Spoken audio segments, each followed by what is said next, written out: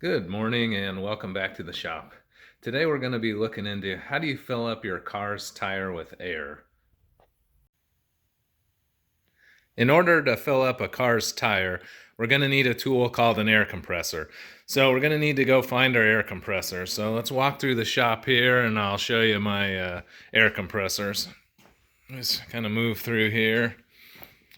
And here is one of my air compressors. So this is a very standard air compressor. I think it's like a 2 or 5 pound air compressor. Just a very small one you'd see around your house. In this case here, this one I use for little small projects or the nail gun out in the wood shop. I also have a little bit bigger air compressor that I use for my automotive needs. And so they come in different sizes, different varieties. They go from these very small ones up to very huge ones, much huger and more expensive than the ones I have in my shop here. But for my needs, these two pretty much fill the bill. An air compressor is going to have two gauges on it. This first gauge right here is going to show how much pressure is inside of the tank. So this gauge here usually is going to read somewhere around 100 pounds per square inch all the way up to about 135 pounds per square inch. And some of the new compressors nowadays are going all the way up to like 160. But in general, it's going to be around 110 or so, and that's going to show you how much air is inside of the tank.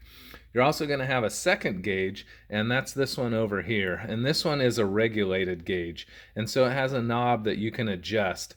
That way, if you want to put less PSI coming out of your compressor, you can. And sometimes that's going to be important. If we do like an air gun for painting or something like that, you're going to need less regulated air. But in general, most of the time, this is going to be set to somewhere around 90 PSI.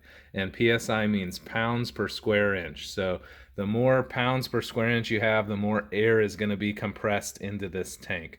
So if we put a certain amount of air in here at 90 psi, we could add more and more air to it and bump it up to 160 psi. But that's the way the air gauges work on an air compressor. So you're going to have one that reads the tank pressure, and then that second gauge is going to show how much air pressure is allowed to go out and into whatever device you're using off of the air compressor. Turning the air compressor on is a simple matter. You just flip the switch. I'm going to flip the switch on this one up here. And I just wanted you to hear, as annoying as they sound, the compressor cycling. So when I turn it on, you're going to hear the pump start pumping air into the air compressor tank. And it'll just keep compressing it and compressing it until it's completely filled. And then it will shut itself off. So I just want to show you what it sounds like. You'll hear it pump, pump, pump. And eventually, in a couple of minutes, this thing will fill up and then it will shut itself off. So here goes turning it on.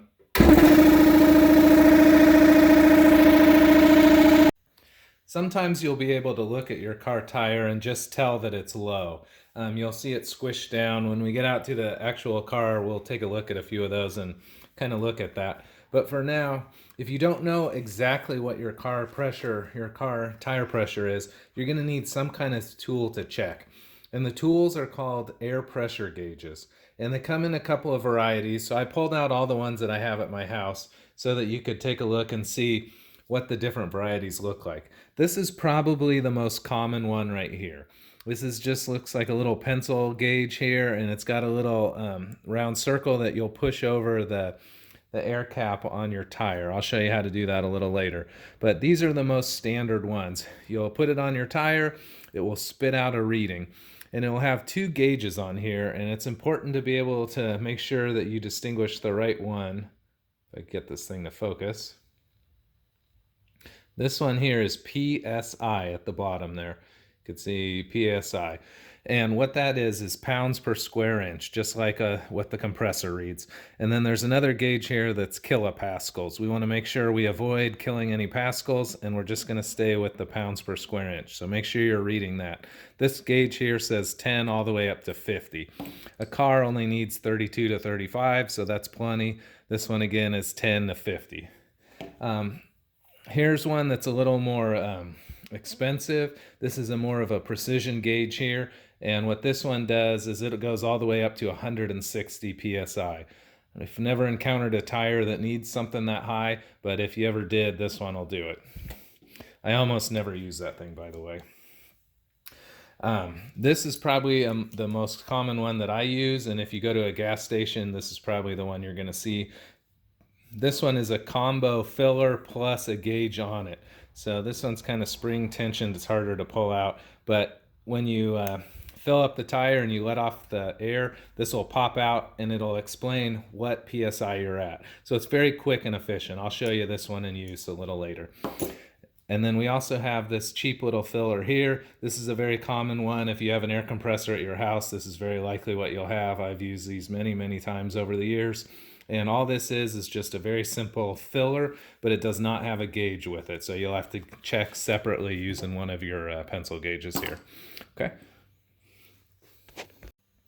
Once the air compressor is fully charged up, you can go ahead and start inserting the tools. So we're going to start with the hose fitting right here. It's just a very simple device. It's got a sliding little circle on it here. And what that's going to do is allow you to put the tool into the hose and then lock it into place. So as I slide this back, I can now insert the air filler into the hose. Now, I got to hold that back, push this in, and then I'm going to push this forward and it will lock it into place. So it's a very simple operation, but it throws off people the first time they do it because it's a little weird. So when I go to pull it back off, I'm going to hold this so it doesn't go firing out, and I'm going to pull this back. It'll launch that out. This will come out, and then all the air that's trapped in that little cavity there will disappear, and then you can let it back into its normal position. So it's very simple to attach these tools, and with a little bit of practice, you'll be a pro at it.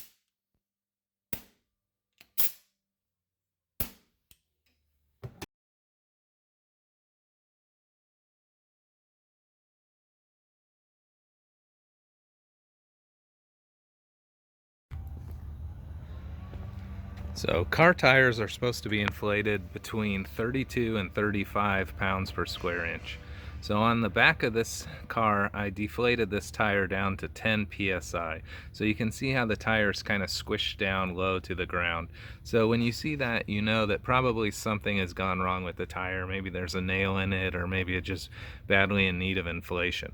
So again, see how the bottom of the tire is so pinched down compared to the one that's fully aired up. So that's what we're going to be addressing today and filling up these tires.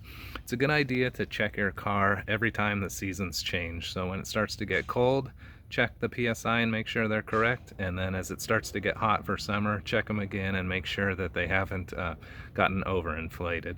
But do that every time the weather changes hot to cold for a season.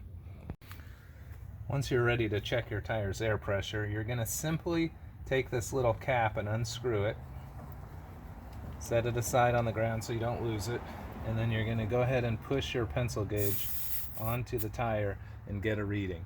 In this case, it's so low that I can't even get a reading. So I'm going to go ahead and fill it up, and I'll just use the simple... That's because I'm pushing it every which way. I need to make sure that I push it straight onto the tire valve. And I'm just going to sit here and let it fill up for a while. Since I drained it so low, I know it's going to take a fair amount of air. So now I can go ahead and check it. And right now I'm up to 28 psi or so, 25 psi. So I'm going to keep filling.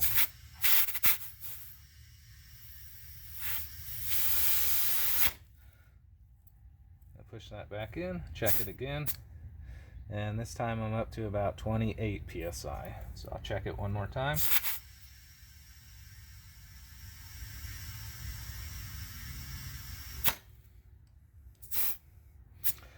And now I've got it up to about 33 psi. So that would be good. Anywhere from 32 to 35 would be good. In this case, I'm going to go up to 35 just because it's still a little bit colder. And I'm going to intentionally overinflate it just a little bit.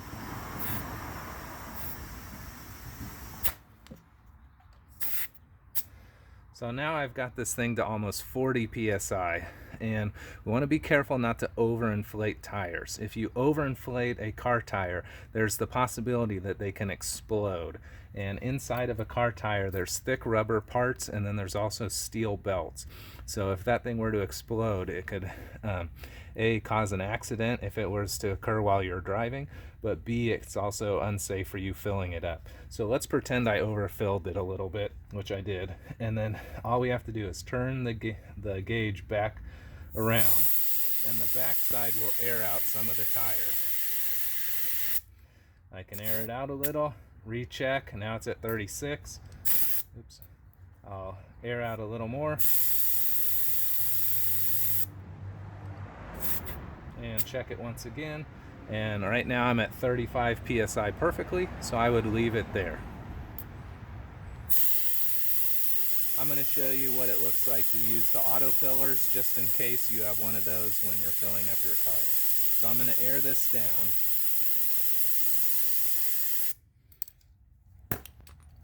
And now I'll hook up this one here.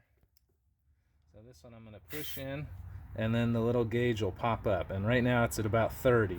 So I fill it a little, check, fill it a little, check, fill it a little, check. And so these are very easy to use.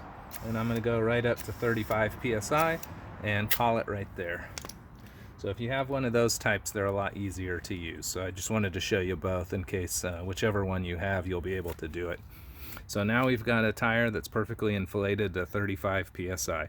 And again, fill them up on the low side in the summer. When it's real hot out, fill them up to 32 pounds per square inch. And in the winter, fill them up to 35 psi.